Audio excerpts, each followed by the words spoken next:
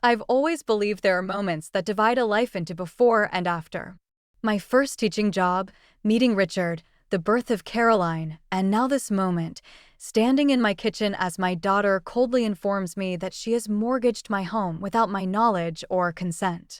He needed it more than you do, Mom. Caroline says, not a hint of remorse in her voice as she explains how she used my personal documents to secure a $285,000 loan against my fully paid home. Greg's startup has real potential.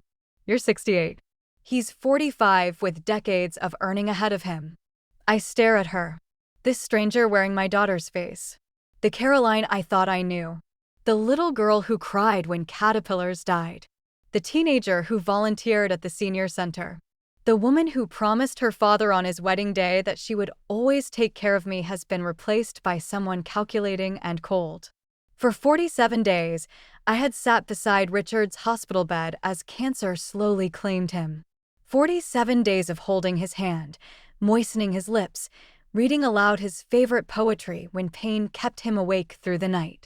47 days when Caroline visited exactly 3 times, always with excuses about the children's activities or Greg's business meetings.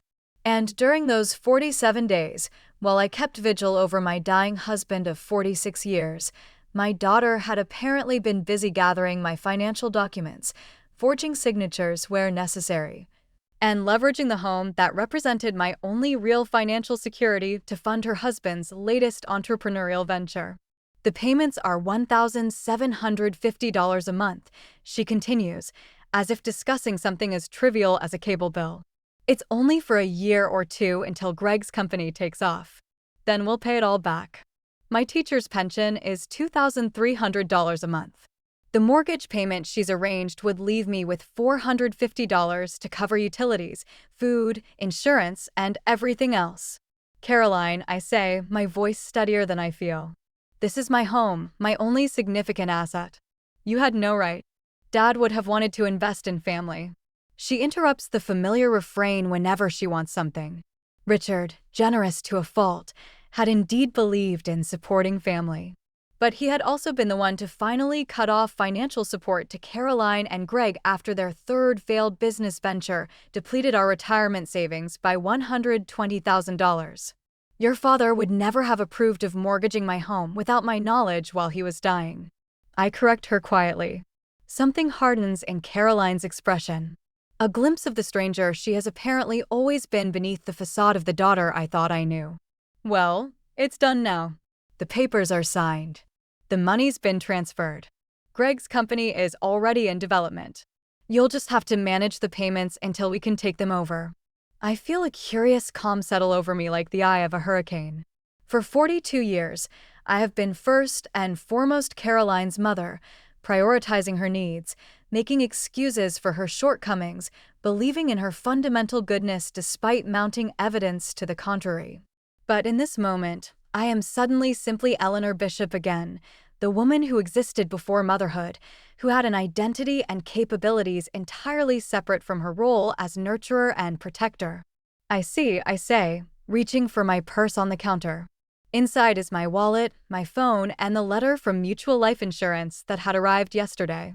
Confirmation of the $750,000 policy that Richard and I had maintained in secret.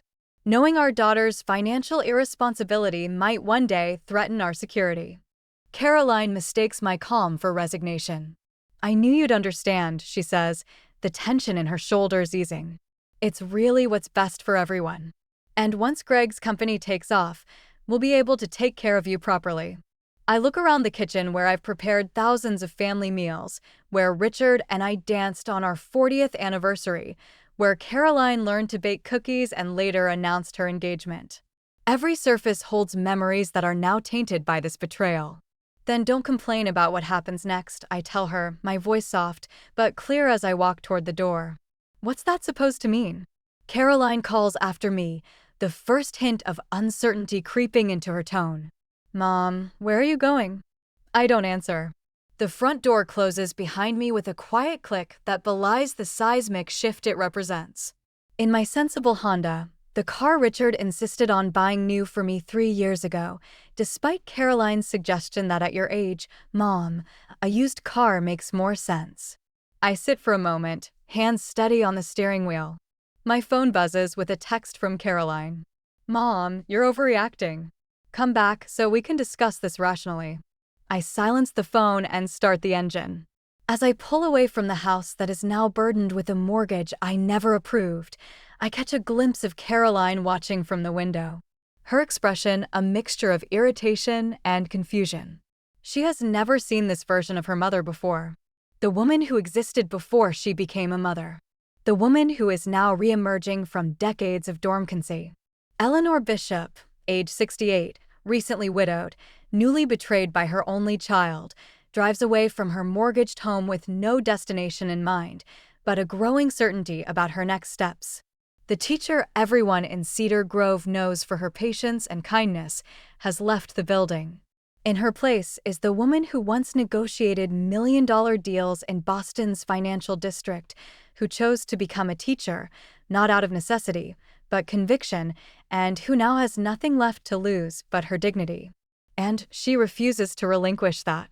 As the familiar streets of my neighborhood recede in the rearview mirror, I feel something unexpected beneath my grief and shock, a flicker of anticipation. For the first time in decades, I am not constrained by the careful considerations of motherhood or marriage. I am simply a woman with a problem to solve and the suddenly recovered knowledge that I was once very, very good at solving problems. Then don't complain about what happens next, I had told Caroline, and I meant every word. The Harbor Inn Motel sits at the edge of Cedar Grove.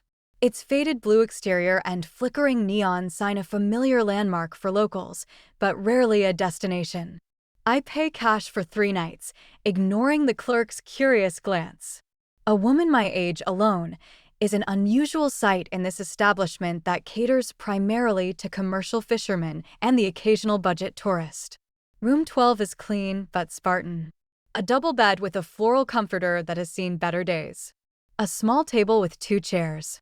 A bathroom with towels worn thin from countless washings. It reminds me of the first apartment Richard and I shared after college before success and stability brought us the comfortable home that is no longer truly mine. I set my purse on the bed and take out my phone. 17 missed calls from Caroline. 3 from Greg. A text from my neighbor Martha. Caroline came by looking for you. Seemed upset. Everything okay? I reply only to Martha, taking some time to myself. We'll explain later. Please don't share my business with Caroline for now.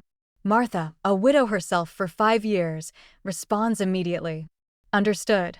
Here if you need. Anything. The simple offer of support brings unexpected tears to my eyes. The first I've allowed myself since discovering Caroline's betrayal. I sit on the edge of the bed and finally let the magnitude of the situation wash over me. My husband is gone. My daughter has betrayed me in the most fundamental way. My home is burdened with a debt I never agreed to. At 68, when I should be settling into a secure, if modest retirement, I am instead facing financial ruin. The tears don't last long. I've never been one for extended self-pity, a trait Richard always admired. Eleanor Bishop doesn't wallow, he would say proudly. She assesses and addresses, assess and address. The mantra that served me well during my years in finance before I chose to become a teacher. It's time to remember those skills. I open my laptop, the same one I used to grade papers and create lesson plans before retirement, and begin my research. First, the specifics of the mortgage Caroline has taken out on my home.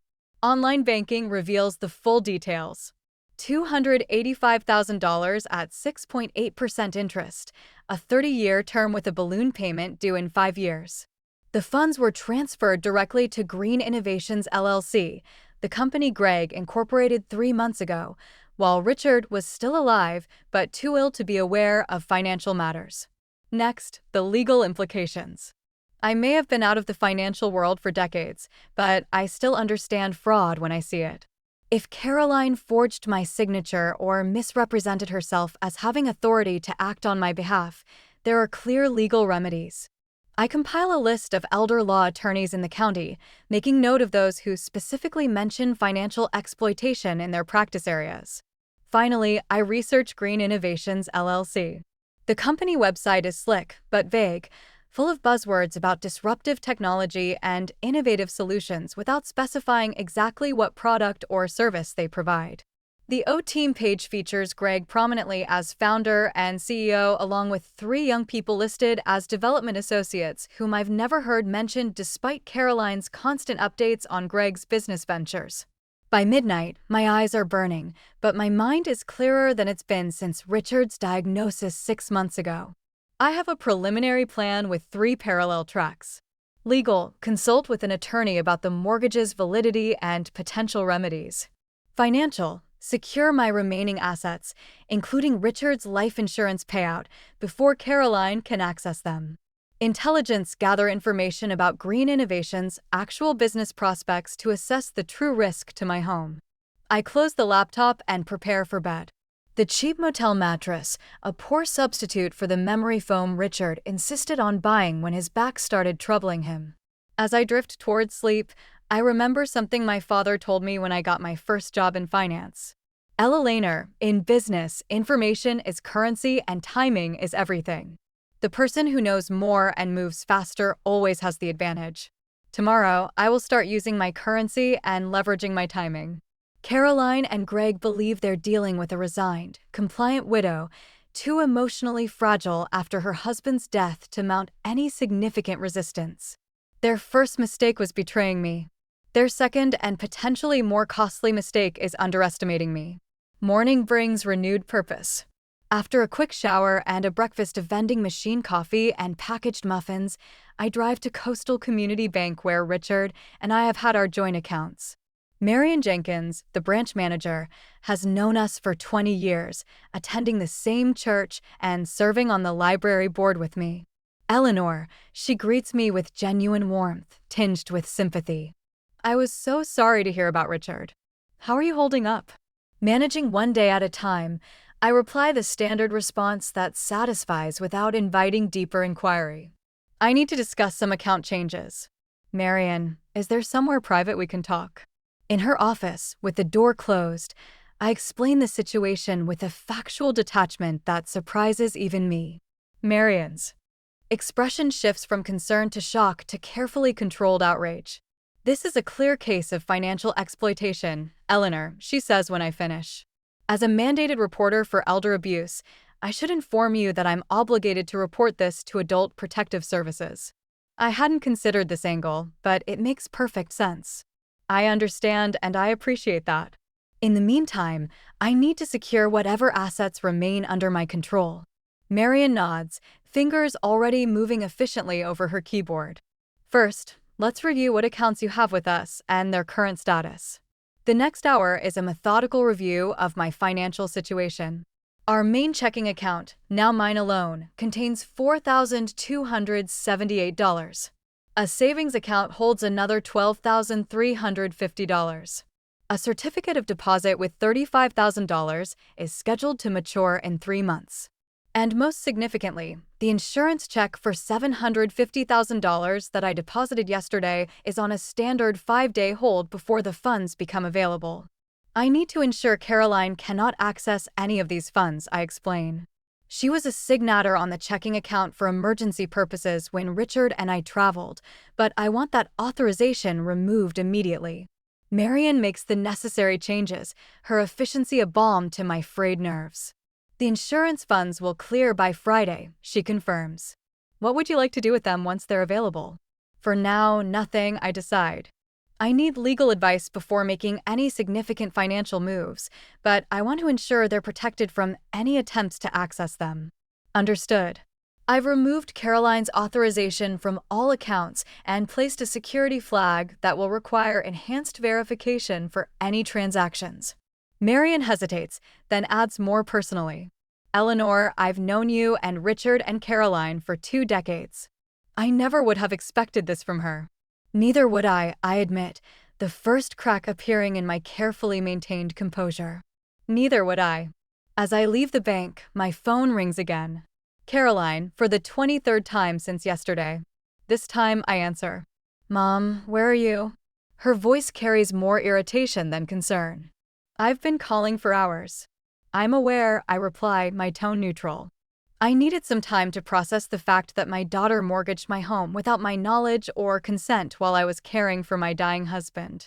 You're being dramatic, Caroline dismisses. It's a financial arrangement that benefits the family. Greg's company is going to be huge. They're developing an AI application for the healthcare industry that already has potential investors interested. The specific mention of the business catches my attention. The first concrete information about what Green Innovations actually does. I file it away for later research. Caroline, what you did was not only unethical, but likely illegal, I say calmly. I'll be consulting with an attorney to determine my options. An attorney? Her voice rises in disbelief. Are you serious? You would see your own daughter? Your only child. I'm simply exploring my legal rights regarding a fraudulent mortgage on my property, I correct her. The fact that the fraud was perpetrated by my daughter is unfortunate, but irrelevant to the legal question. A beat of silence then. Dad would be so disappointed in you right now. The attempt to manipulate me through Richard's memory ignites a flash of anger so intense it momentarily takes my breath away. Don't you dare invoke your father's name to justify what you've done, I say, my voice low and controlled. Richard would be appalled by your actions and we both know it. I end the call before she can respond, my hands shaking slightly as I place the phone in my purse. The encounter confirms what I need to know. Caroline has no remorse, only indignation that I'm not accepting her actions as reasonable. There will be no appeal to her better nature, no reconciliation that doesn't involve concrete legal and financial protections for myself. My next stop is the office of Harriet Winters, the elder law attorney whose name topped my research list. Her receptionist informs me she has no openings for 2 weeks, but when I briefly explain my situation, I'm told to wait. 5 minutes later, I'm seated across from Harriet herself. A sharp-eyed woman about my age with a no-nonsense demeanor that immediately puts me at ease. Financial exploitation of seniors is 90% of my practice these days, she explains after hearing my story. Usually, it's scammers or caregivers, but family members are increasingly common perpetrators. What makes your case unusual is how quickly you're responding. Most victims don't seek help until the damage is much more extensive. I spent 15 years in corporate finance before becoming a teacher, I explain. I recognize a fraudulent transaction when I see one, even when my own daughter is behind it. Harriet's eyebrows rise slightly. Finance to teaching. That's an interesting career path. I wanted work that aligned better with raising a family, I reply. The irony of sacrificing career advancement for a daughter who would ultimately betray me not lost on either of us. Well, your background serves you well now, Harriet says briskly. Here's our path forward. First, we file for an emergency injunction to prevent any further financial transactions involving your property. Then, we challenge the validity of the mortgage based on fraudulent representation and potential forgery. Simultaneously, we pursue elder abuse charges through Adult Protective Services, which gives us additional legal leverage. The decisive strategy resonates with my own thinking. How long will this process take? That depends on several factors, including how aggressively your daughter and son-in-law fight back, Harriet replies candidly. But my goal would be to have the mortgage invalidated within 3 to 6 months. I sign the retainer agreement without hesitation, authorizing a $5,000 initial payment from my limited funds. As I prepare to leave, Harriet offers one final piece of advice. Eleanor, document everything from this point forward. Every conversation, every text message, every financial document you can access. Information is your most valuable asset right now. I smile at the echo of my father's wisdom from so many years ago. Information is currency. I agree. And I intend to be very, very wealthy in that regard. Returning to my motel room, I set up a proper workspace at the small table by the window. My teacher's organizational skills merge with my long, dormant financial analyst's methodology as I create a systematic approach to gathering and categorizing information. Caroline and Greg believe they're dealing with a heartbroken widow, too overcome by grief to mount an effective defense. They're about to discover just how wrong they are. As evening falls, I receive a text from an unfamiliar number. Mrs. Bishop, this is Kevin Shao. I worked with Greg on the medical records project until last month. We should talk. Call if interested. I stare at the message, a small smile forming. The intelligence-gathering phase of my plan may have just received an unexpected boost. I save the number, considering my next move carefully. Caroline and Greg wanted to use my home as capital for their business ambitions. They're about to learn a harsh lesson about the true cost of that decision. I meet Kevin Shao at a coffee shop in the next town over, far enough from Cedar Grove to avoid casual observation, yet public enough to feel safe meeting a stranger. He's younger than I expected, probably in his late 20s, with an earnest expression and the slightly rumpled appearance of someone who prioritizes intellect over presentation. "Thank you for meeting me, Mrs. Bishop," he says, fidgeting with his coffee cup. "I wasn't sure you'd respond to my text." "I'm curious how you got my number, Mr. Shao," I reply, maintaining a teacher's calm authority despite my own curiosity. He has the grace to look embarrassed. "I had access to Green Innovation's contact database before I left. Your information was listed under potential investors." The revelation shouldn't surprise me, but it does. Caroline and Greg had apparently been planning to approach me for investment even before they resorted to mortgaging my home without consent. "And why exactly did you leave Green Innovations?" I ask, getting to the heart of the matter. Kevin glances around before leaning forward. "Ethical concerns, Mrs. Bishop. Greg recruited me from medical software development, promising we'd create an AI system to improve patient record security. But once funding became tight, the focus shifted to less ethical applications." "Be specific, please." "They're developing an algorithm to identify patients likely to benefit from expensive treatments, but with insurance limitations that would prevent full payment to providers." His voice drops further, essentially helping healthcare companies avoid treating patients who would cost them money. The business model's cynicism is breathtaking. "And this is what my home was mortgaged to fund." Kevin nods, misery evident in his expression. "When I questioned the pivot, Greg let me go. Said I lacked business vision. 3 others left with me. What remains is a skeleton crew of recent graduates too inexperienced to recognize the legal quicksand they're standing in." "Do you have documentation of this transition?" I ask, my former financial analyst's mind immediately focused on concrete evidence. "Some emails, meeting notes, the original business plan versus current development guidelines."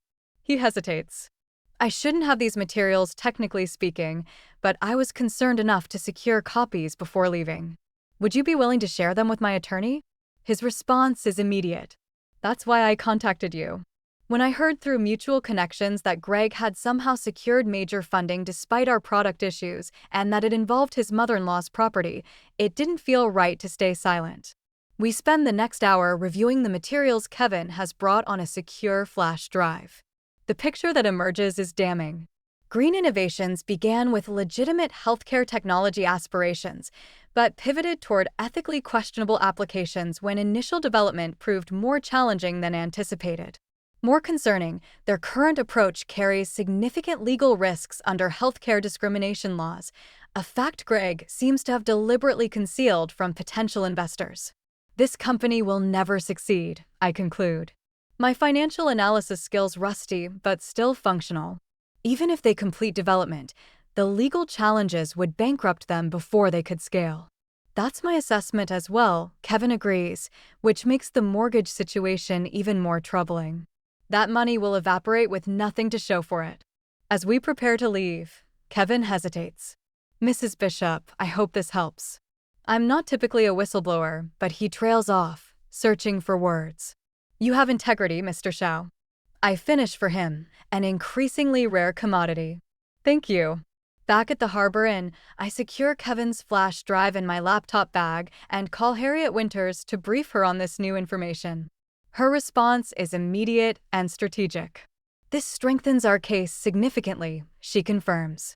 "If we can prove Greg knew the business model was fundamentally flawed when securing the mortgage, it adds weight to the fraud allegations.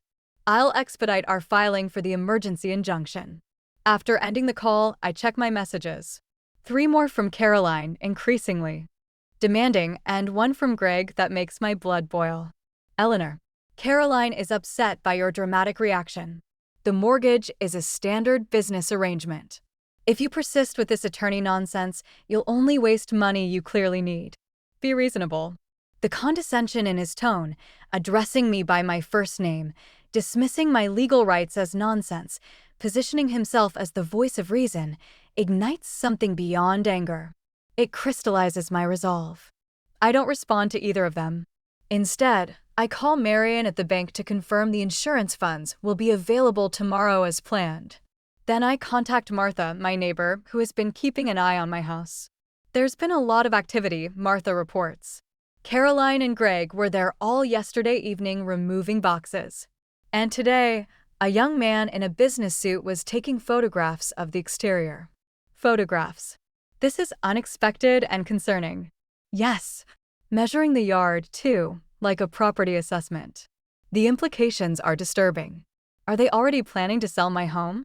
Or perhaps planning renovations to increase its value for a future sale? Either scenario suggests they're moving forward aggressively despite my clear opposition. Martha, would you be willing to keep a log of all visitors and activities you observe at the house? It could be important for my legal case. Already started one, she assures me, the efficient librarian she was before retirement, evident in her approach. Dates, times, descriptions, even a few discreet photos from my garden when they were loading boxes into Greg's car. You're a godsend, I tell her sincerely. Nonsense. What they're doing isn't right, Eleanor. Richard would be furious. The mention of my late husband brings both pain and clarity. Richard was always my moral compass in difficult situations.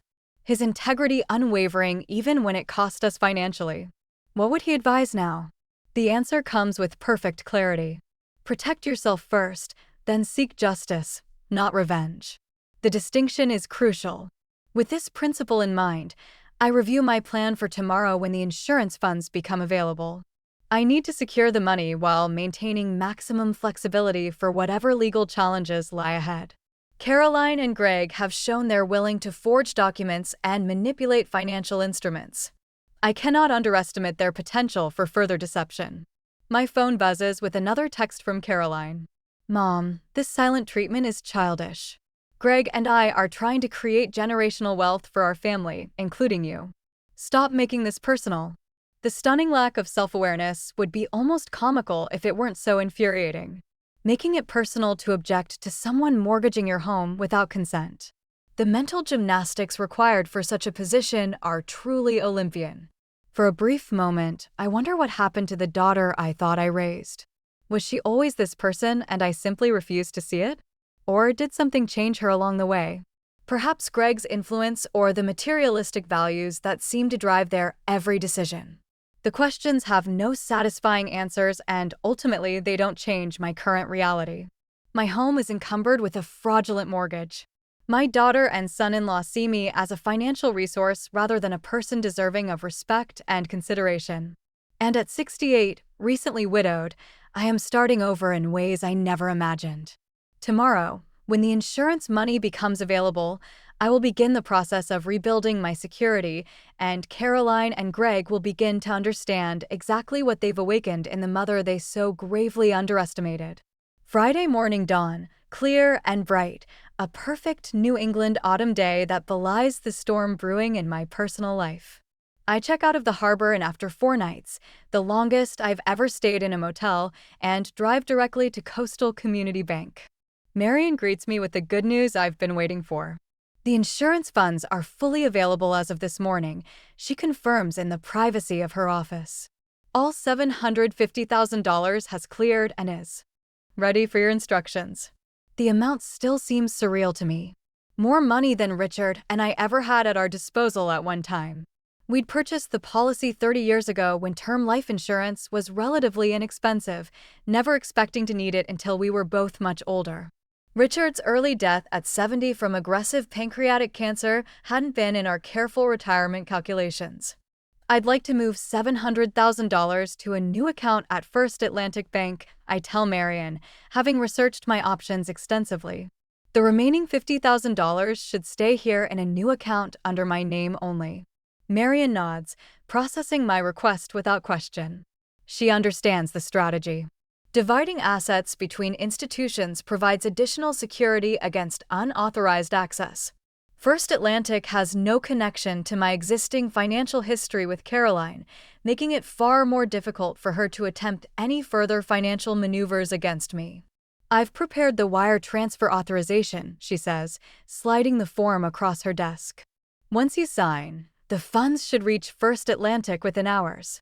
As I sign the document, I feel a curious mixture of grief and empowerment. The money represents Richard's final act of protection, a safeguard he put in place decades ago, maintained faithfully through years when premiums felt burdensome against our teachers' salaries. All to ensure I would never face financial insecurity in my final years. Richard would be proud of how you're handling this, Marion says softly as if reading my thoughts. He always said you were the backbone of your family, even when you let him think he was. The observation brings unexpected tears to my eyes. The first I've shed today, though surely not the last. Thank you for saying that, I manage, accepting the tissue she discreetly offers. With the transfer initiated, I move to the next phase of my plan. Harriet has arranged for me to meet with a real estate attorney immediately after my bank appointment. The timing is crucial. I need expert advice before making my next move. Douglas Freeman's office occupies the second floor of a colonial building on Cedar Grove's Main Street. At 75, he's the town's most experienced real estate lawyer, having handled property transactions in the county for nearly 5 decades. Mrs. Bishop, he greets me warmly, rising from behind a desk crowded with documents. Harriet briefed me on your situation.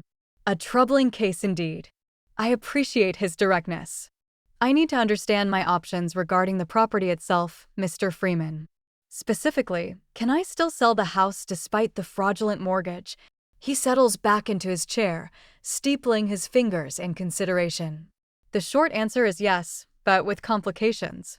The mortgage, though fraudulently obtained, has been recorded against the property. Any sale would require either satisfying that lien or getting it invalidated through legal proceedings. And if I wanted to sell immediately, you'd need to either pay off the mortgage from the sale proceeds or place those funds in escrow pending resolution of the fraud case. He studies me carefully. May I ask why you're considering selling rather than simply fighting to invalidate the mortgage? The home has been in your family for decades, as I recall. The question touches on something I've been processing since discovering Caroline's betrayal. The house doesn't feel like home anymore. I admit every room holds memories now tainted by what my daughter did, and practically speaking, it's larger than I need as a widow living alone. Douglas nods in understanding. In that case, I would recommend an approach that maintains your flexibility while maximizing financial return. We can list the property while simultaneously pursuing invalidation of the fraudulent mortgage. This creates leverage from multiple directions. And what would potential buyers think about purchasing a property with ongoing legal issues? With proper disclosure and the right price adjustment, it could still be attractive to certain buyers, he explains, particularly if we structure the sale with contingencies related to mortgage resolution.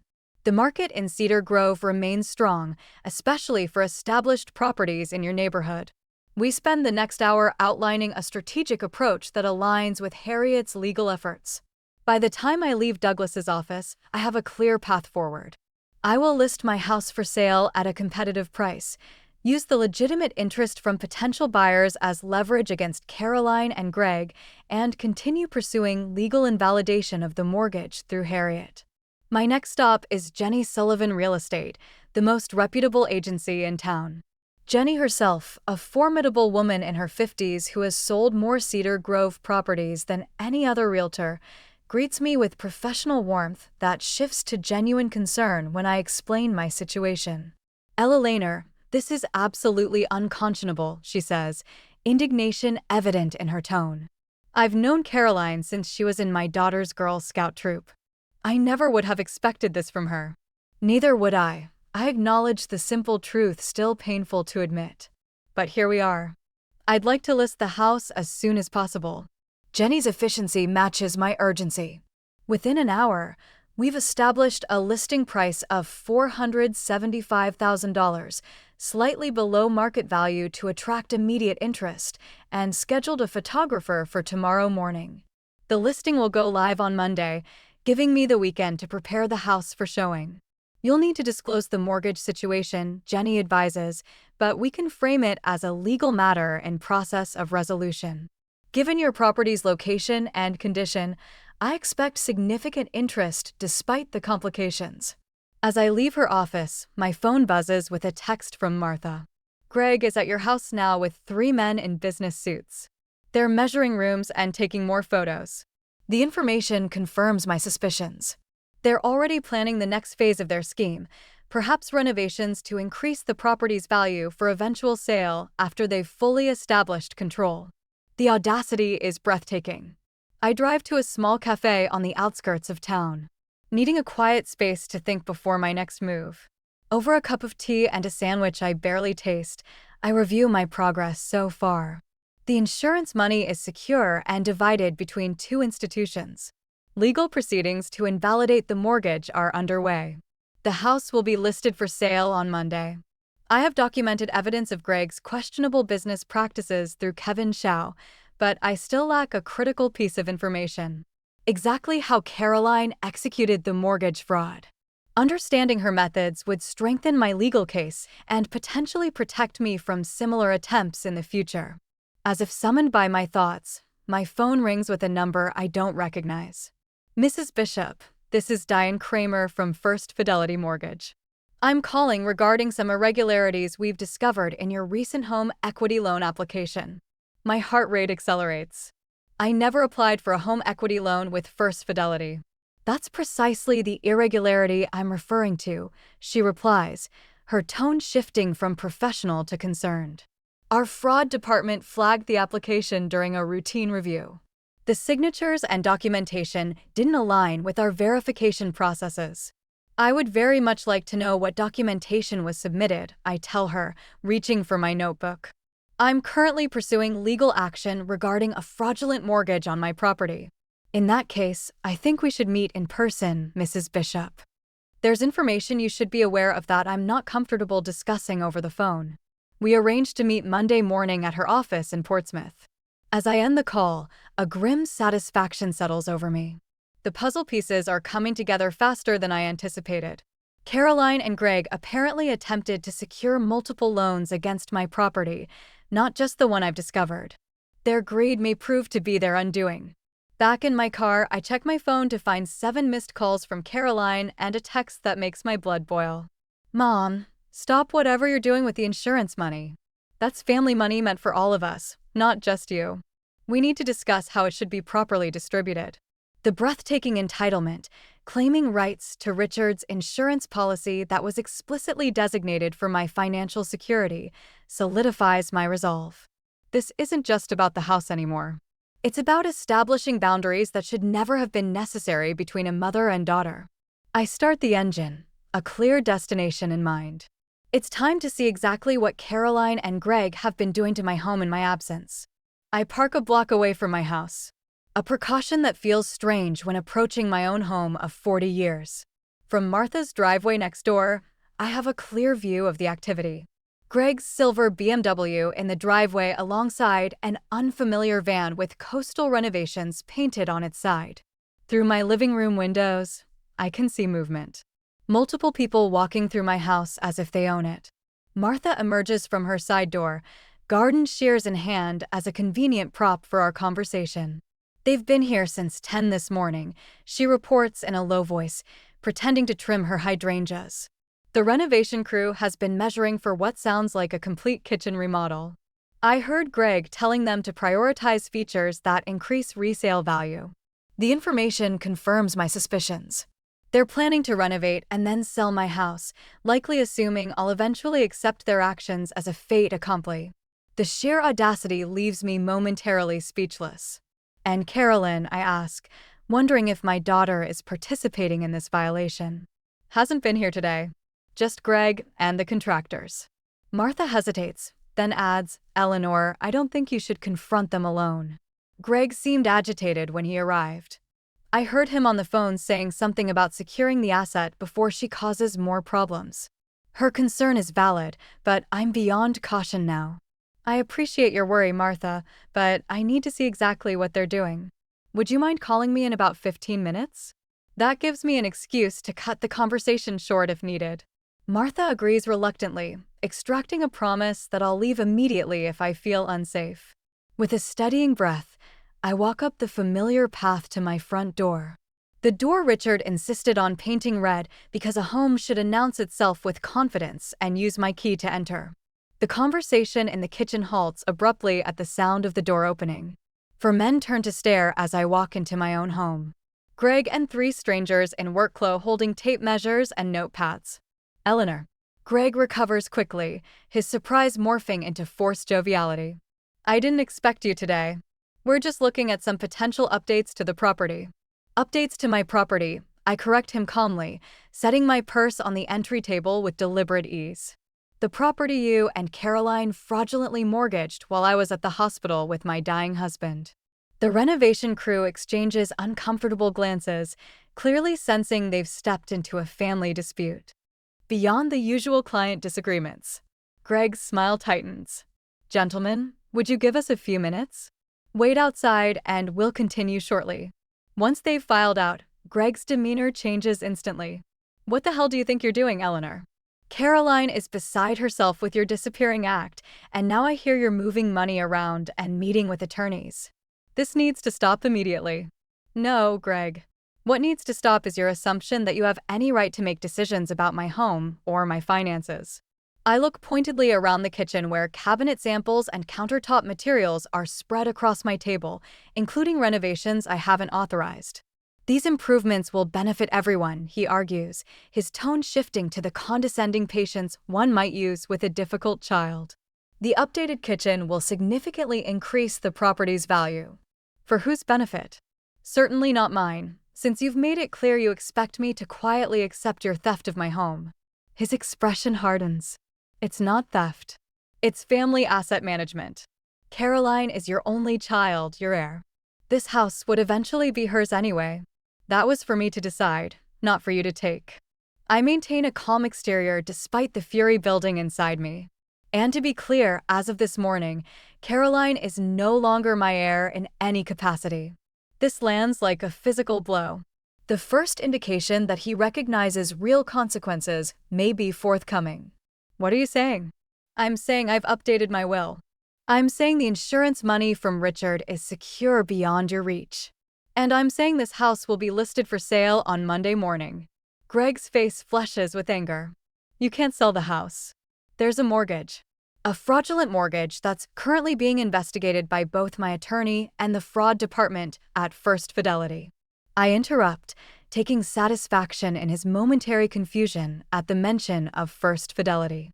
Yes, I know about that application, too. You've been busy, haven't you? He takes a step toward me, his height suddenly intimidating in the confines of my kitchen. You're making a serious mistake, Eleanor. Caroline and I were trying to help you, providing financial management you clearly need. This vindictive response only proves you're not thinking rationally. The attempt to gaslight me, to reframe their exploitation as assistance, and my self-pee protection as irrational, ignites something deep and fierce within me. Let me be perfectly clear, I say, my voice steady despite my racing heart. What you and Caroline did was fraud. It was elder abuse. It was a betrayal so profound I still struggle to comprehend it. But your biggest mistake wasn't the mortgage, Greg. It was underestimating me. My phone rings. Martha's promised call. I answer without taking my eyes off Greg. Yes, I'm at the house. No, everything's fine. Yes, I'll be there shortly. I end the call and retrieve my purse. The contractors can leave. There will be no renovations. A real estate photographer will be here tomorrow morning to prepare the listing. Caroline won't accept this, Greg warns, his tone now openly threatening. And neither will I. We have documentation showing your approval of these financial arrangements. Your word against ours. Who do you think people will believe? A grieving widow possibly suffering from cognitive decline or her concerned daughter and son-in-law. The strategy is now explicit. They'll claim I'm mentally incompetent if necessary to maintain control of my assets. I've anticipated this, but hearing it stated so baldly still chills me. Documentation can be examined for authenticity. Greg, Signatures can be verified and cognitive ability can be professionally assessed. I move toward the door with deliberate confidence. I may be grieving, but I'm far from decline. Something you're about to learn the hard way. As I leave, I hear him already on the phone to Caroline, his voice urgent and agitated. I walk calmly to Martha's house where she waits anxiously on her porch. "You're pale as a sheet," she observes, ushering me inside. What happened? Greg just threatened to challenge my mental competence if I fight the mortgage, I tell her, accepting the glass of water she offers. They're prepared to claim I'm cognitively impaired to maintain control of my assets. Martha's outrage is immediate and validating. That's despicable. You're one of the sharpest minds in Cedar Grove. Richard always said you could calculate grocery totals faster than a cashier scanner. The mention of this small marital joke, Richard's genuine amazement at my mental math abilities, brings unexpected comfort. He would never have doubted my confidence. Never would have allowed anyone to question my mental acuity. I need to document this conversation while it's fresh, I say, already reaching for my notebook. Harriet emphasized contemporaneous notes for any interactions. As I record the details of my confrontation with Greg, including his specific threats and demeanor, I feel a strange calm settling over me. The worst has happened. My daughter and son-in-law have not only stolen from me, but are now prepared to attack my mental competence to cover their theft. With this line crossed, any lingering ambivalence about my course of action evaporates. They have shown exactly who they are and what they're willing to do. Now I will show them exactly who I am. Not just the patient mother and teacher they've taken for granted, but the strategic thinker who once navigated the complexities of corporate finance and who now will use every resource at her disposal to reclaim what is rightfully hers. When Martha offers her guest room until this situation resolves, I accept gratefully. The proximity to my house will allow me to monitor their activities while having the security of a trusted friend nearby. Tomorrow, the photographer will document my home for the listing, making official my intent to sell the property that Caroline and Greg assumed they could simply appropriate.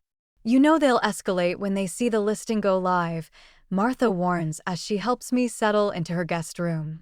"I'm counting on it," I reply, a strategy already forming in my mind. Sometimes you need to provoke a reaction to expose what's really happening. In the quiet of Martha's guest room, I send a brief email to Harriet documenting Greg's threats regarding my mental competence, copying Douglas Freeman and Marian at the bank.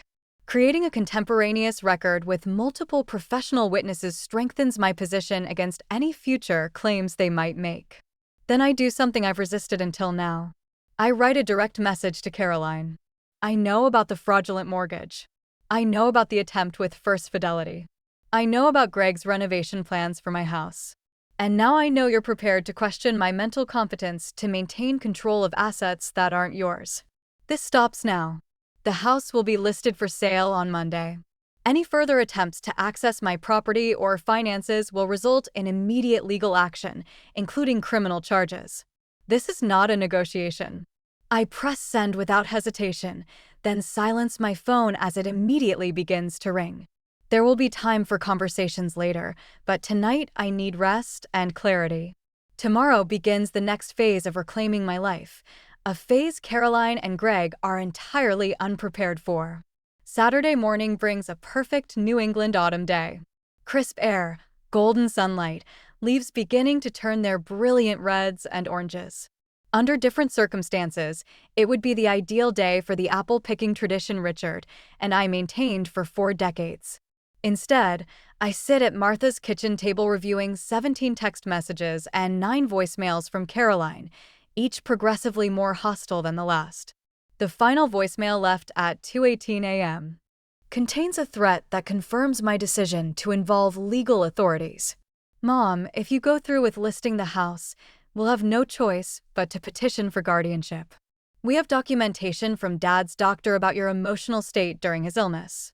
No one would question a daughter's concern for her recently widowed mother making irrational financial decisions. Think very carefully about your next move."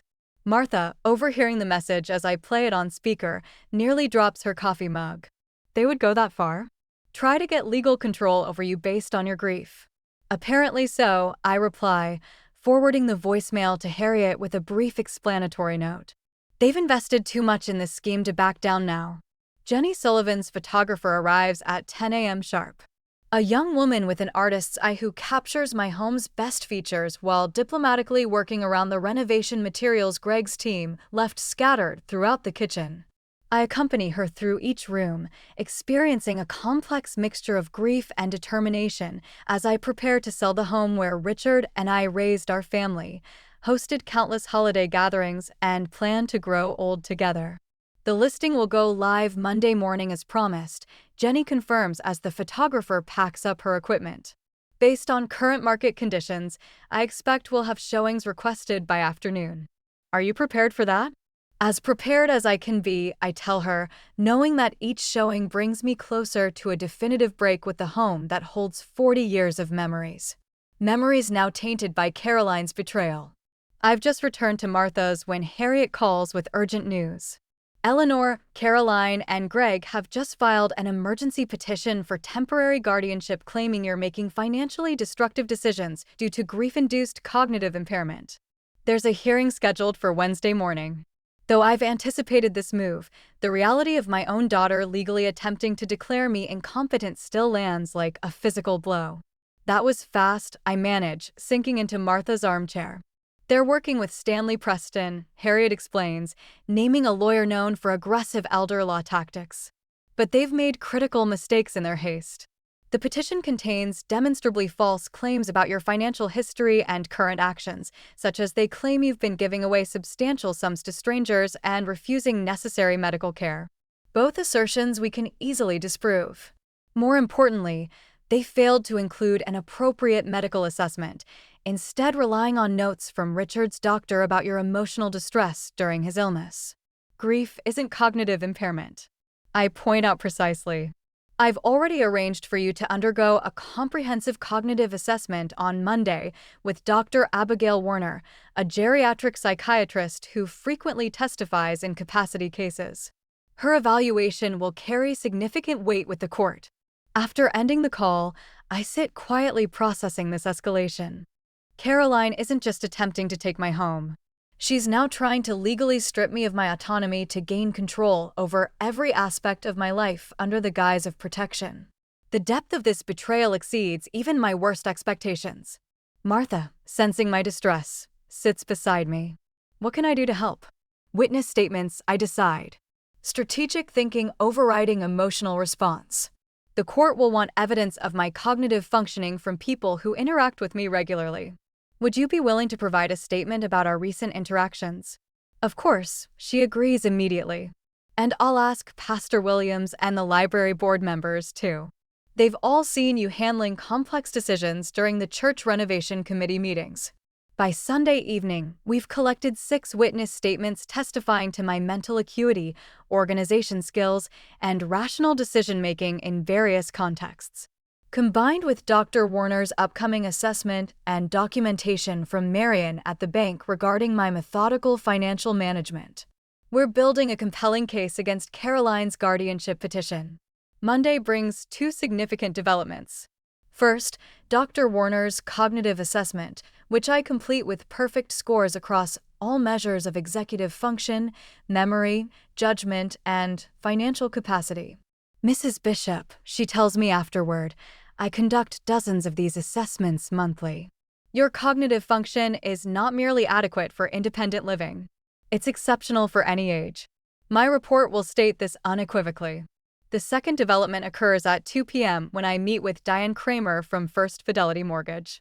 In her office, she presents me with a shocking discovery. This application was submitted online 3 weeks ago, she explains, showing me documents bearing what appears to be my signature. It requested a $300,000 home equity line of credit on your property, in addition to the existing mortgage with Coastal Mortgage. A second attempt to extract money from my home, I observe, examining the forged signature with dismay. Yes, but here's what's notable, Diane continues, turning to her computer. We record all online application sessions. It's disclosed in the terms of service that most people don't read. This screen recording shows the exact session when your application was created. She plays the video, a screen capture showing each field being completed with my personal information. The timestamp shows 11:47 p.m. on a Tuesday, 3 weeks ago, while I was spending the night at the hospital with Richard. But most damning of all is a brief moment when the camera activates during the identity verification portion, capturing a clear image of Caroline sitting at what I recognize as Greg's home office desk, methodically filling out the fraudulent application in my name. This is irrefutable evidence, Diane states, handing me a flash drive containing the recording. Our fraud department has already filed a report with the Financial Crimes Division of the State Police. I wanted you to have a copy for your own legal proceedings. I clutch the flash drive, recognizing its value beyond mere evidence. This is the smoking gun that transforms the narrative from my word against theirs to documented, incontrovertible fraud. By Monday afternoon, as predicted, Jenny reports 5 showing requests within hours of my house listing going live. The interest validates our pricing strategy and creates immediate pressure on Caroline and Greg, who will recognize that a quick sale could void their fraudulent claims before they can stop it. When I return to Martha's house, a familiar car sits in the driveway, Caroline's red SUV. My daughter waits on the porch, her expression a mixture of anger and calculation that makes her nearly unrecognizable to me. "We need to talk," she says as I approach, not bothering with greetings. This has gone far enough. I pause at the bottom of the steps, maintaining physical distance that feels suddenly necessary. "I agree. Your attempts to fraudulently mortgage my home, sell it without my consent, and now declare me incompetent have indeed gone far enough."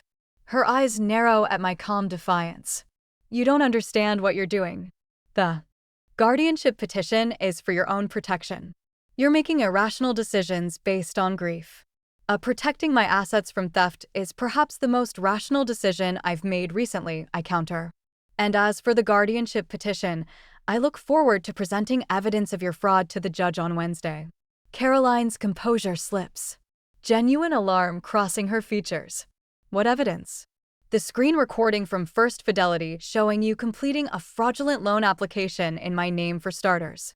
I watched this land, confirming she had no idea such evidence existed. "The application you submitted while I was at the hospital with your dying father." She recovers quickly. Years of practice at emotional manipulation evident in her swift pivot.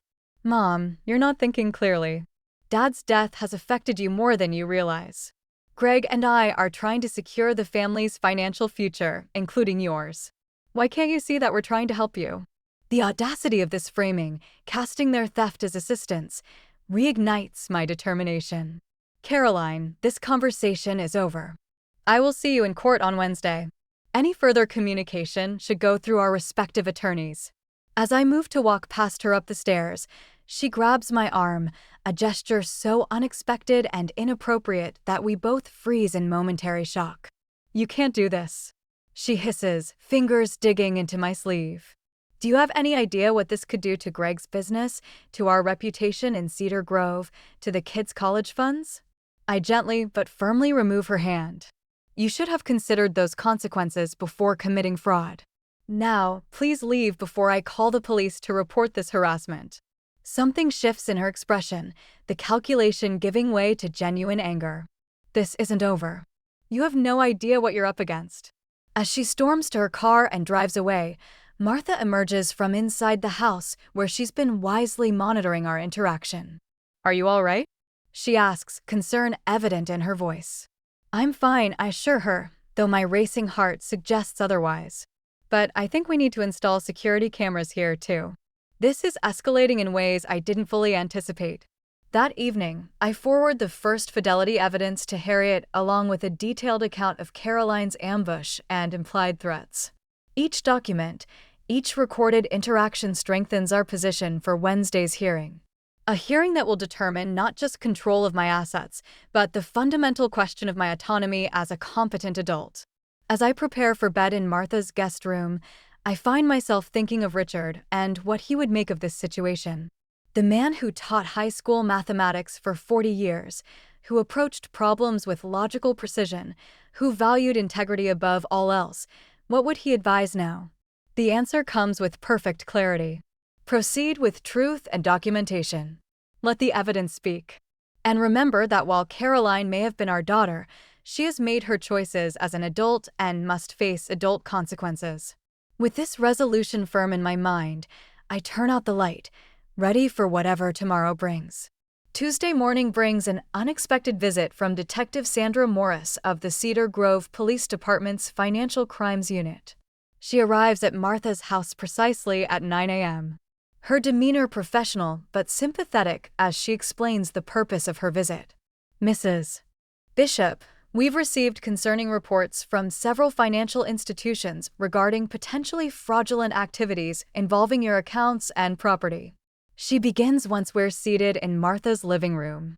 I'd like to ask you some questions about these matters if you're comfortable doing so. I'm not only comfortable, Detective Morris, I'm relieved, I tell her, retrieving my organized folder of documentation. I've been gathering evidence of these fraudulent activities for the past week. For the next 2 hours, I provide Detective Morris with a comprehensive account of Caroline and Greg's actions, the unauthorized mortgage, the attempted home equity line of credit, Greg's renovation plans for a house he doesn't own, and now the guardianship petition filed to prevent me from protecting my assets. This is one of the more egregious cases of elder financial exploitation I've seen, Detective Morris comments as she reviews the first fidelity screen recording showing Caroline completing the fraudulent application. The premeditation is particularly concerning. My daughter and son-in-law appear to believe my age makes me an easy target, I observe, the painful truth no less difficult to articulate, despite days of processing this betrayal. Unfortunately, that's a common misconception among financial exploiters, Detective Morris replies. They often underestimate older adults' resilience and resourcefulness. She closes her notebook with a decisive snap. Based on the evidence you've provided and the reports from financial institutions, we have sufficient grounds to open a formal criminal investigation. The words land with a weight I wasn't fully prepared for. Criminal investigation. Despite everything, some part of me has been hoping for resolution that doesn't involve potential criminal charges against my only child. But Caroline's escalating aggression, particularly the guardianship petition and her confrontation yesterday, has eliminated that possibility. What happens next? I ask, my teacher's practicality asserting itself through the emotional turbulence. We'll take formal statements from the financial institutions involved, document the evidence you've provided, and present the case to the district attorney for potential charges. Detective Morris's expression softens slightly. Mrs. Bishop, I understand this is exceptionally difficult given the family relationship. If charges are filed, would you be willing to testify? The question crystallizes the choice before me. To protect myself fully, I must be willing to testify against my own daughter in criminal court. The prospect is heartbreaking. Yet the alternative, allowing Caroline and Greg to continue their exploitation unchecked, is unacceptable. Yes, I say firmly, pushing aside maternal instincts that no longer serve either of us. I will testify if needed. After Detective Morris leaves with copies of my evidence, I call Harriet to update her on this development. Her response is immediately strategic. This strengthens our position for tomorrow's guardianship hearing significantly, she notes. A criminal investigation into the very people seeking guardianship over you creates an obvious conflict of interest. I'll file a supplementary brief this afternoon. By early afternoon, Jenny Sullivan calls with updates that further validate our approach. We've received 11 showing requests for the house so far, including 3 from pre-qualified buyers. I've scheduled them starting Thursday, assuming Wednesday's hearing goes as expected. It will, I assure her. Confidence growing with each piece of evidence, each professional ally who recognizes the legitimacy of my position. My phone buzzes with a text from an unknown number. Mrs. Bishop, this is Kevin Shaw again.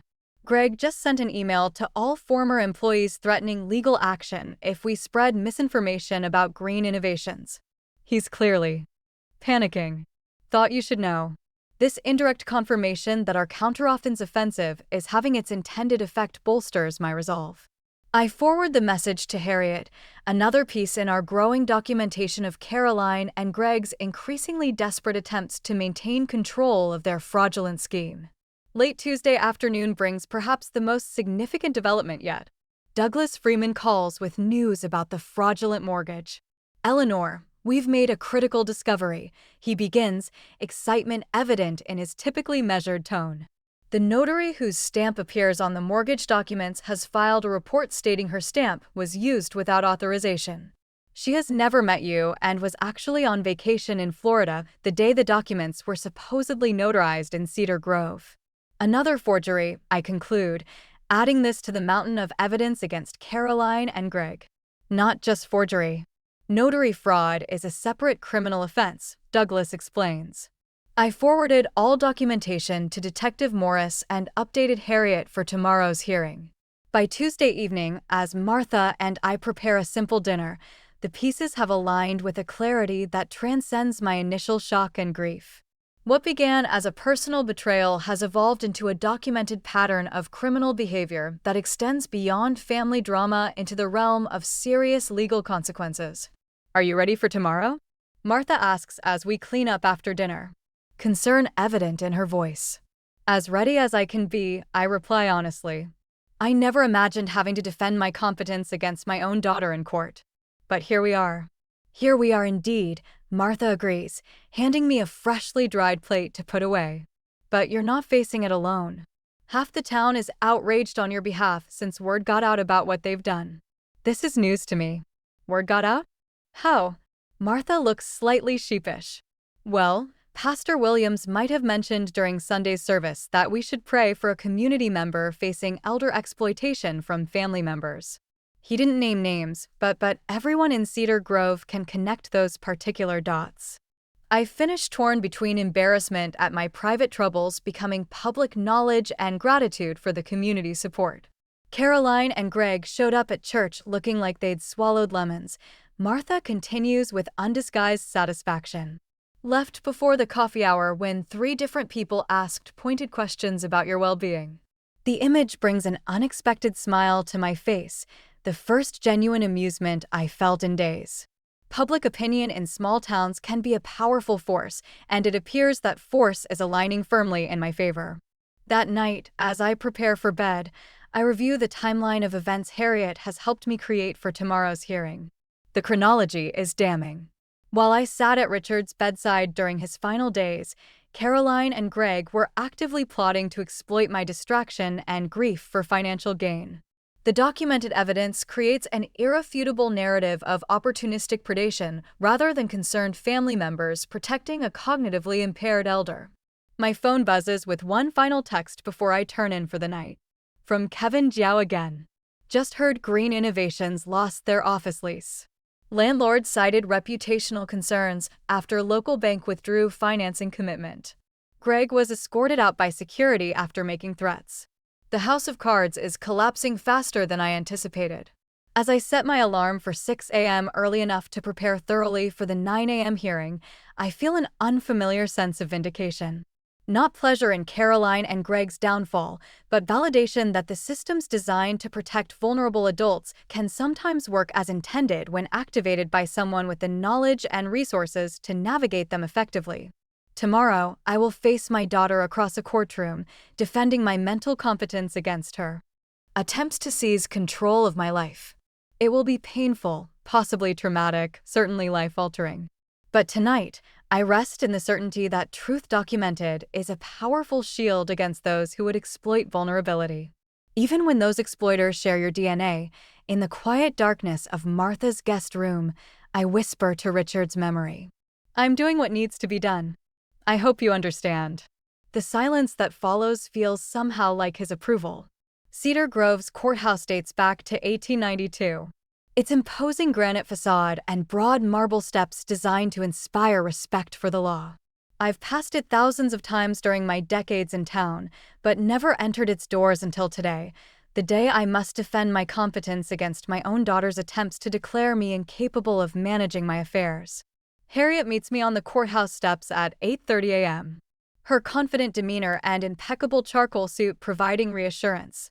Martha walks beside me, having insisted on accompanying me for moral support. Several familiar faces nod greeting as we enter. The town librarian, Two former teaching colleagues, Pastor Williams, their presence unexpected but fortifying. Word travels fast in small towns, Harriet observes, noting my surprise at the community turnout. And people generally dislike seeing one of their own mistreated, especially someone with your standing in the community. The courtroom is more intimate than television depictions would suggest. A compact space with well-worn wooden benches, walls pan-lead and dark oak, and morning sunlight filtering through tall windows. I spot Caroline and Greg immediately, seated at the respondents' table with their attorney, Stanley Preston, a corpulent man whose expensive suit and aggressive reputation precede him. Caroline looks up as we enter, her expression briefly vulnerable before hardening into something unreadable. Greg leans toward Preston, whispering urgently while gesturing toward a document before them. Neither acknowledges my presence directly. They received our supplemental filing with the criminal investigation details this morning, Harriet whispers as we take our seats at the petitioner's table. Based on their body language, they weren't prepared for that development. Judge Helen Watkins enters promptly at 9 a.m. A slender woman in her 60s with silver haircut in a practical bob and reading glasses perched on her nose. Her reputation for no-nonsense efficiency in family court matters is well known in legal circles. According to Harriet, "Good morning," she begins, reviewing the papers before her. "We're here regarding case number FC 2023-157 in the matter of Ella Laner Bishop. This is a hearing on a petition for temporary guardianship filed by Caroline Reynolds, the respondent's daughter. I've reviewed the petition and supporting documentation, as well as the respondent's opposition filing." Judge Watkins peers over her glasses, her gaze direct and evaluating as it moves between our table and Caroline's. "Before we proceed, I must address the supplemental filing submitted this morning regarding an active criminal investigation into the petitioners for alleged financial exploitation of the respondent. Mr. Preston, were you aware of this development when filing for guardianship?" Preston rises, his confident baritone filling the courtroom. "Your Honor, we were not aware of any formal investigation at the time of filing. My clients categorically deny any wrongdoing and believe these allegations are manifestations of Mrs. Bishop's confusion and emotional distress following her husband's death."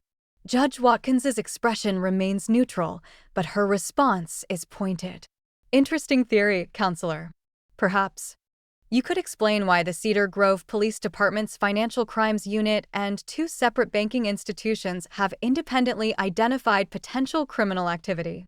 Preston shifts tactics seamlessly. "Your Honor, regardless of these unsubstantiated allegations, the core issue remains Mrs. Bishop's current decision-making capacity. Her recent behavior, disappearing for days, attempting to sell her primary residence without secured housing alternatives, making large financial transfers, demonstrates impaired judgment consistent with grief-induced cognitive decline." Harriet rises, her voice calm but forceful. "Your Honor, we have comprehensive evidence refuting both the guardianship petition's claims and Mr. Preston's characterization. Dr. Abigail Warner's cognitive assessment conducted yesterday shows Mrs. Bishop's executive function and decision-making capacity are not merely adequate, but exceptional for her age or any age. Additionally, we have documentation proving the concerning behaviors cited in the petition were in fact rational responses to discovering she was the victim of financial exploitation." Judge Watkins nods. "I've reviewed Dr. Warner's assessment, which is indeed compelling. Mr. Preston, the petition cites Mrs. Bishop's grief as the primary factor in her alleged incapacity. Can you provide specific evidence of cognitive impairment beyond emotional distress following her husband's death?" Preston's momentary hesitation speaks volumes. "Your Honor, we have statements from the petitioner describing instances of confusion, memory lapses, and uncharacteristic decision-making. Anecdotal observations from an interested party," Judge Watkins notes, "who, according to these police reports, was simultaneously attempting to secure fraudulent loans against Mrs. Bishop's property. That creates at minimum a significant conflict of interest." She turns toward me. "Mrs. Bishop, I'd like to hear directly from you about these events." As I stand, I feel Caroline's gaze burning into me from across the courtroom. For a moment, I remember her as a small child, pigtails askew, determined expression as she learned to ride a bike, her little hand trustingly in mine as we crossed streets. The contrast with the stranger watching me now, the woman who forged documents while I sat beside her dying father, creates a pain so acute it momentarily steals my breath, but only momentarily. I straighten my shoulders and address the court with the same clear, measured voice I used for 40 years in my classroom. Your Honor, while I was sitting with my husband during his final days, my daughter and son-in-law executed a complex scheme to mortgage my fully paid home without my knowledge or consent.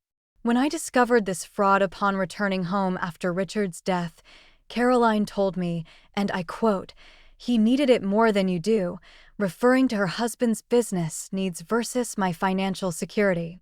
I continue methodically through the timeline of events, describing each discovery, each piece of evidence, each step I've taken to protect my assets and autonomy. Throughout my testimony, I maintain direct eye contact with Judge Watkins, my voice steady despite the emotional weight of publicly detailing my daughter's betrayal. The actions I've taken, securing my insurance funds, consulting attorneys, listing my house for sale, are not signs of confusion or impairment. They are rational, strategic responses to discovering I had been financially exploited by family members I trusted implicitly. As I conclude my testimony, the courtroom remains utterly silent. Judge Watkins studies me for a long moment before turning to Caroline. "Ms. Reynolds, would you like to address your mother's testimony?" Caroline rises slowly, her composure visibly strained.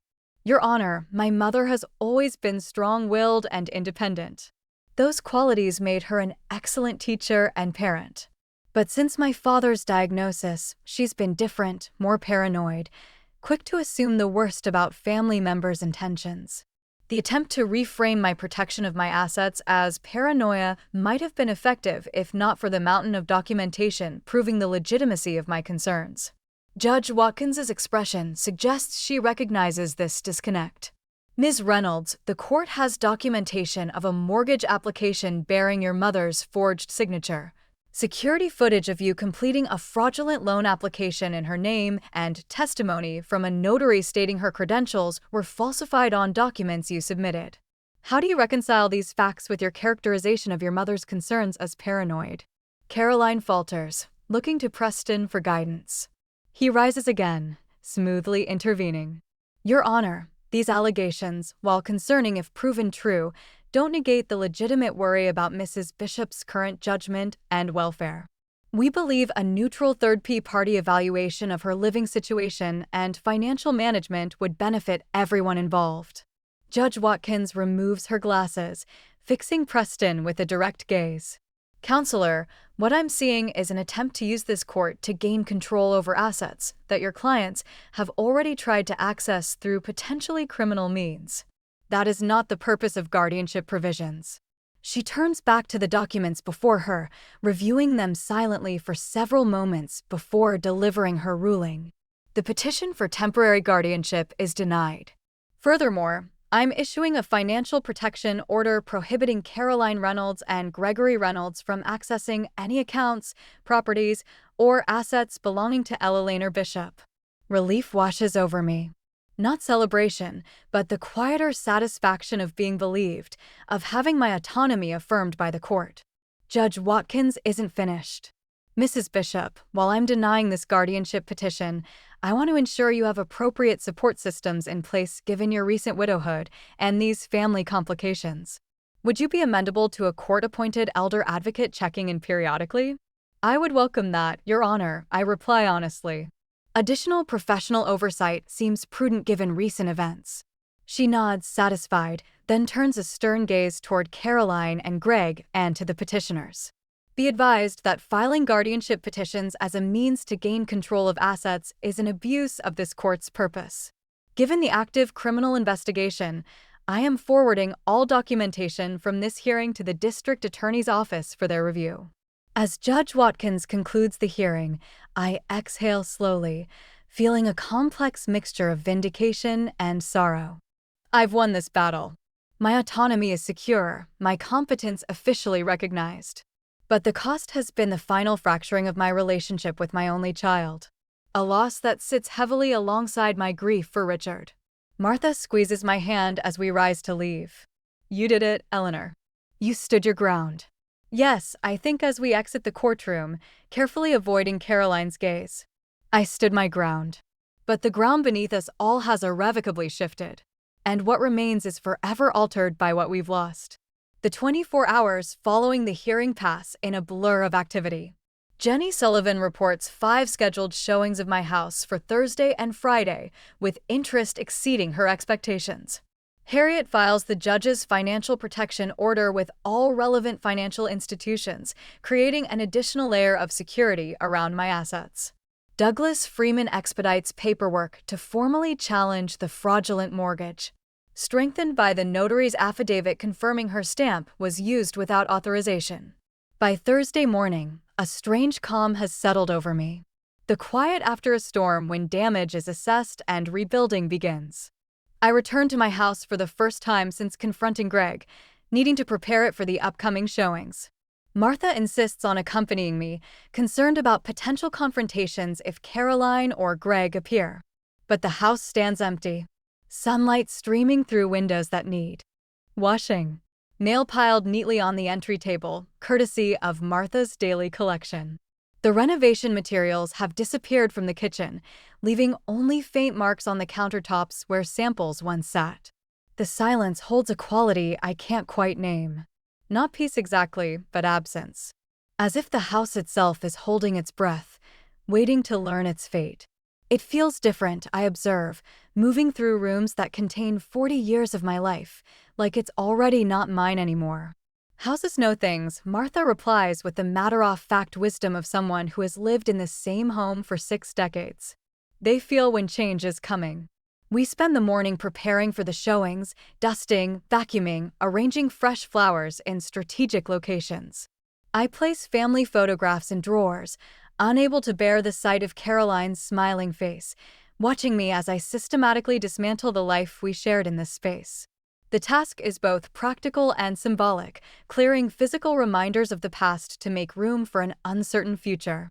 By early afternoon, we've transformed the house into the impersonal showcase needed for successful viewings. As we finish, my phone rings with a number I don't recognize. Mrs. Bishop, this is Amanda Tilley from the District Attorney's Office. Do you have a few minutes to discuss the investigation into Caroline and Gregory Reynolds? I step onto the back porch for privacy, steeling myself for whatever comes next. Yes, I'm available. What can I tell you? We've reviewed the evidence provided by Detective Morris and the documentation from yesterday's court hearing. Based on our assessment, we're preparing to file criminal charges for mortgage fraud, identity theft, financial exploitation of an elder, and forgery against both Caroline and Gregory Reynolds. Though I've known this was a possibility, even a probability, given the substantial evidence, hearing it stated so officially sends a chill through me. My daughter facing criminal charges, my grandson's parents potentially incarcerated. What happens next? I ask, my voice steadier than I feel. We'll be presenting the case to the grand jury next week for indictment. If they return true bills, we'll issue arrest warrants. Given the nature of the charges and the defendants' community ties, they'll likely be permitted to surrender themselves rather than being arrested at home or work. The clinical description of a process that will shatter what remains of my family feels surreal. And if they're convicted, these charges typically carry sentences of 2 to 5 years, though first-time offenders often receive probation with restitution requirements. Given the amount involved and the exploitation aspect, however, some jail time is possible. After ending the call, I sit alone on the porch steps, the same steps where Richard and I watched countless sunsets, where Caroline learned to jump rope, where neighborhood children gathered for popsicles on summer afternoons. The weight of what's happening settles over me. My actions, while necessary for self-protection, have set in motion consequences that will affect not just Caroline and Greg, but their children, my grandchildren as well. Martha finds me there, still processing. Bad news? She asks, settling beside me. Criminal charges are being filed next week, I tell her. Mortgage fraud, identity theft, elder exploitation, forgery. She nods, unsurprised. They made their choices, Eleanor repeatedly. This isn't your doing. Isn't it, though? I could choose not to cooperate with the prosecution. I could decline to testify. Martha considers this, her expression thoughtful. You could. And what message would that send? That exploitation has no consequences? That betraying family trust is acceptable if you're eventually caught? That laws protecting vulnerable adults don't matter if the perpetrator is related to the victim. Her questions cut through my momentary doubt. You're right. It's just difficult to reconcile the daughter I thought I raised with someone capable of these actions. People surprise us, Martha says simply. Sometimes wonderfully, sometimes terribly. The question is how we respond to those surprises. Our conversation is interrupted by Jenny's arrival for the first showing. A couple in their 30s with a toddler and another child on the way, looking for a family home with history and character. I watch from Martha's driveway as they tour my house, the young woman's hand resting on her pregnant belly as she gazes up at the magnolia tree Richard planted the year we moved in. They love it, Jenny reports afterward. Particularly the established garden and the reading nook under the stairs. They're pre-approved and considering making an offer after their second viewing tomorrow. The news should bring satisfaction, evidence that my counter-strategy is working, but instead leaves me feeling hollow. Another family will make memories in these rooms. We'll celebrate holidays under this roof. We'll plant their own trees and watch them grow to maturity. Life continuing its relentless forward movement while I navigate the wreckage of what once was. Friday brings 3 more showings and confirmation from Harriet that the fraudulent mortgage is being formally challenged through legal channels, with the bank initiating its own internal fraud investigation. By evening, Jenny calls with news that the young couple wishes to make an offer, $455,000, slightly below asking, but with minimal contingencies and a flexible closing timeline. It's a solid offer from qualified buyers who genuinely love the house, Jenny advises. In this market, with the known complications regarding the mortgage situation, I'd recommend serious consideration. I agree to review the formal offer when it arrives Saturday morning. As I end the call, an email notification appears on my phone from Caroline. The first direct communication since the court hearing. My finger hovers over the screen. Momentary hesitation before opening it. Mom, my attorney has advised me not to contact you given the pending criminal investigation, but I needed to say this directly. I never intended for things to escalate to this point. What began as a temporary solution to Greg's business funding needs spiraled beyond what either of us anticipated. I've been informed that you're selling the house and have received an offer. While I still believe our original plan would have benefited everyone in the long run, I recognize that you see it differently. I won't contest the sale or create further complications. The district attorney's office has contacted us regarding potential criminal charges. I don't know what will happen next, but I'm trying to shield the children from as much of this as possible. They're already asking why they haven't seen you, and I don't know what to tell them. Caroline, the email's careful wording, no direct admission of wrongdoing, no explicit apology, emphasis on shielding the children rather than acknowledging harm done, reflects the Caroline I now know rather than the daughter I thought I had. Even facing criminal charges, she cannot bring herself to take full responsibility for her actions or express genuine remorse.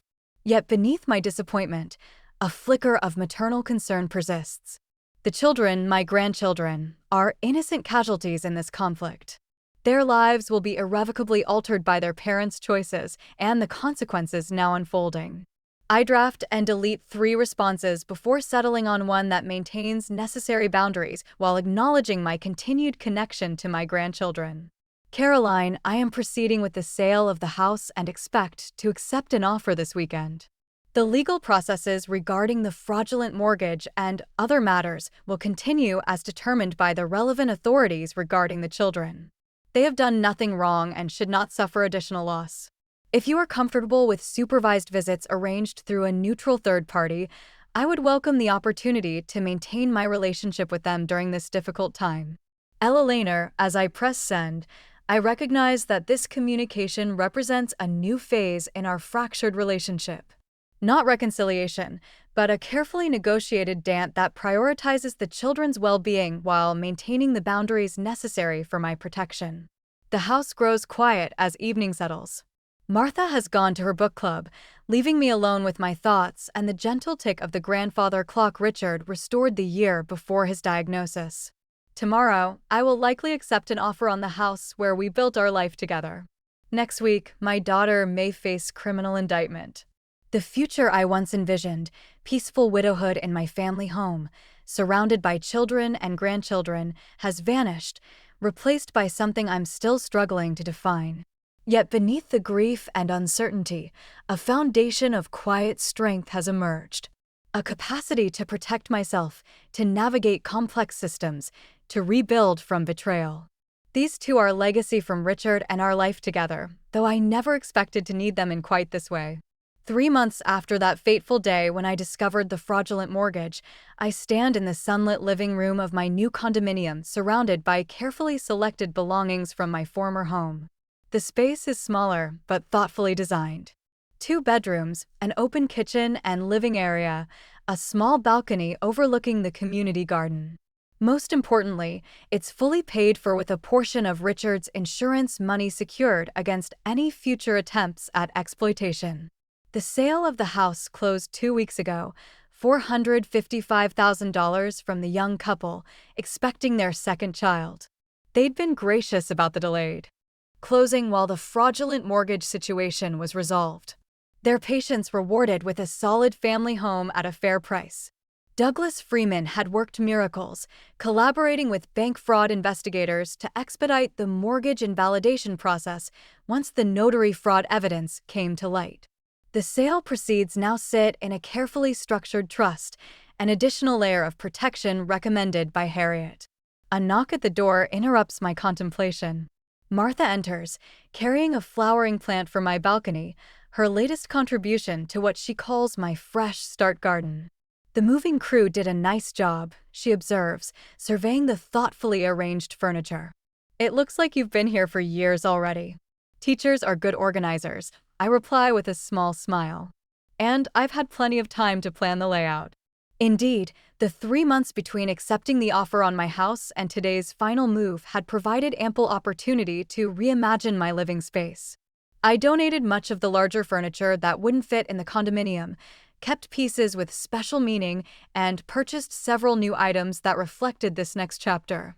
Practical yet beautiful pieces chosen solely for my own pleasure rather than family functionality. Have you heard anything? Martha asks the deliberate vagueness acknowledging the subject we've danced around all morning. The plea hearing is scheduled for Monday, I confirm. Harriet says the prosecutor has offered a deal. 2 years probation, full restitution, and community service in exchange for guilty plea to reduce charges.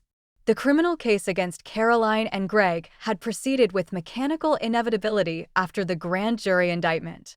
Faced with overwhelming evidence and the prospect of significant prison time, they had apparently opted to accept the prosecutor's offer rather than risk trial. How do you feel about that? Martha asks carefully, helping me arrange books on the new built-in shelves. It's a question I've asked myself repeatedly as the case progressed. Relieved, I answer honestly. Prison wouldn't undo what happened, and the children have already experienced enough disruption. The children, my grandchildren, remain the most complicated aspect of this situation.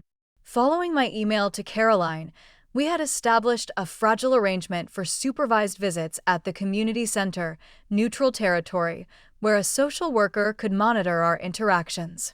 The children, confused by the sudden family fracture, but resilient in their youth, had gradually adjusted to this new normal.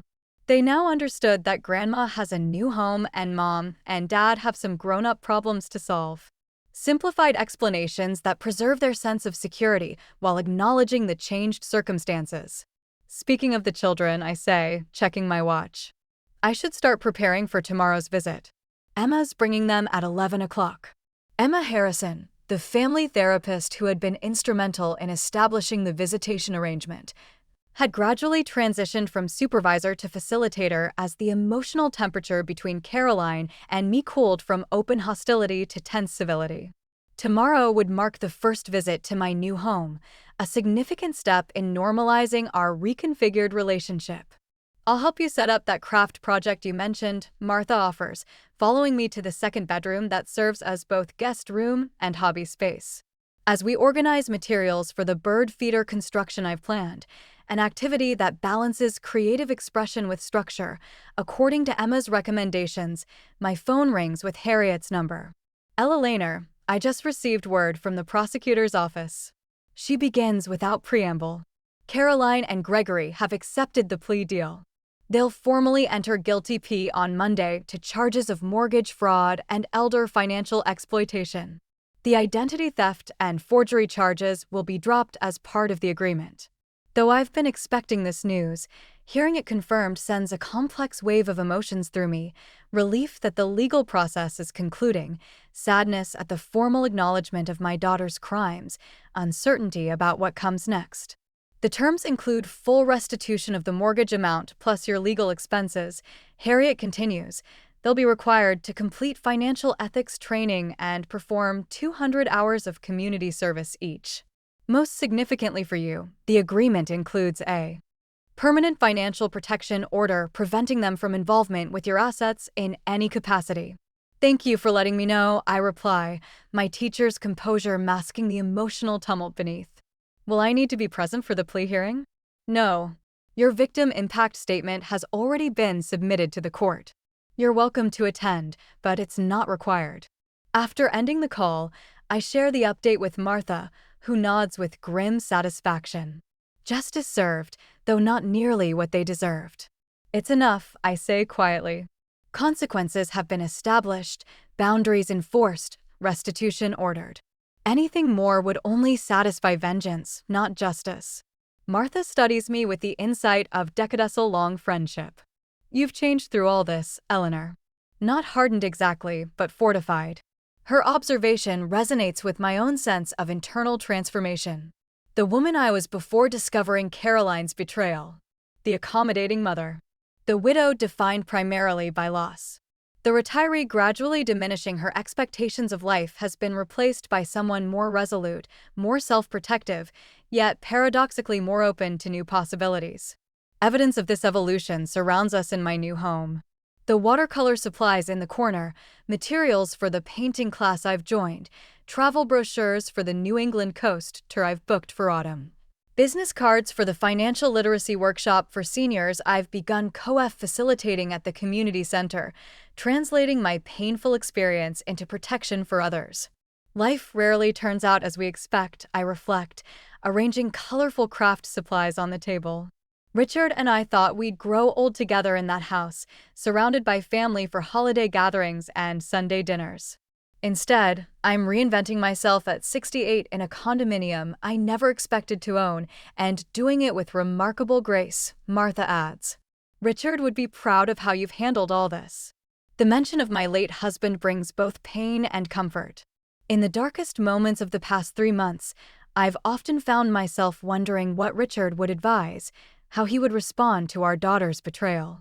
The answers have never come as direct guidance, but rather as remembered values, his unwavering integrity, his belief in consequences proportional to actions, his capacity for forgiveness that never abandoned appropriate boundaries. Sunday morning brings sunshine and mild temperatures, perfect weather for the grandchildren's visit. They arrive precisely at 11 o'clock, excited to explore Grandma's new castle, as they've dubbed it, based on my description of the condominium building's architectural details. Emma Harrison accompanies them, her professional demeanor softened by genuine warmth. Carolyn asked me to give you this, she says quietly, handing me an envelope as the children explore the balcony garden. Inside is a handwritten note. The first personal communication from my daughter, not filtered through attorneys or mediated by third parties since the court hearing. Mom, as we prepare to accept legal responsibility for our actions tomorrow, I wanted to write to you directly. The words, "I'm sorry," seem inadequate for what we did, but they are nonetheless true. We betrayed your trust during your most vulnerable time, prioritizing our financial interests over your security and autonomy. I don't expect forgiveness or reconciliation, but I do want you to know that I recognize the harm we caused, not just legally, but to our family bonds and to the values you and Dad worked so hard to instill in me. The children treasure their time with you. Whatever happens between us, I hope that relationship can continue to grow. Caroline, I read the note twice, searching for manipulation or hidden agenda, but finding only what appears to be genuine, if belated, acknowledgement of wrongdoing. Not full accountability, perhaps, some passive language, some distancing, but more than I've received thus far. Is everything all right? Emma asks, noting my extended silence. Yes, I reply, carefully, folding the note and returning it to its envelope. Just unexpected communication. The children call from the balcony, eager to show me the sparrow that has landed on the railing, and I tuck the envelope into my pocket for later consideration. Today is for bird feeders and cookie baking and stories read in the reading nook I've created in the guest room. Tomorrow will bring the formal conclusion of legal proceedings, and with it, decisions about what kind of relationship, if any, might be possible with Caroline going forward. But today, in this moment, I am simply a grandmother sharing a sunny Sunday with her grandchildren in a home that is truly securely my own. After months of crisis and conflict, this simple pleasure feels like the most profound reclamation of all. The ability to be present in joy, undistracted by fear or uncertainty about my future. As I join the children on the balcony, responding to their excitement over the visiting bird, I silently acknowledge how far I've come from that devastating moment when Caroline coldly informed me that her husband needed more than you do. And I walked away with nothing but my purse and my dignity. I have reclaimed not just my financial security, but my autonomy, my confidence, and my capacity to rebuild after betrayal. The journey has been painful beyond measure. But standing here in my new home, surrounded by evidence of my resilience, I recognize that what Caroline and Greg never understood, what exploiters of all kinds fail to comprehend, is that age doesn't diminish a person's capacity for self-protection when equipped with knowledge, support, and the determination to fight for what is rightfully theirs. Look, Grandma, my grandson exclaims, pointing to a second bird joining the first. They're building something together. I smile at the simple observation that somehow captures my current reality. Yes, they are, I agree, watching the birds gather materials for a nest. Sometimes starting fresh is exactly what's needed.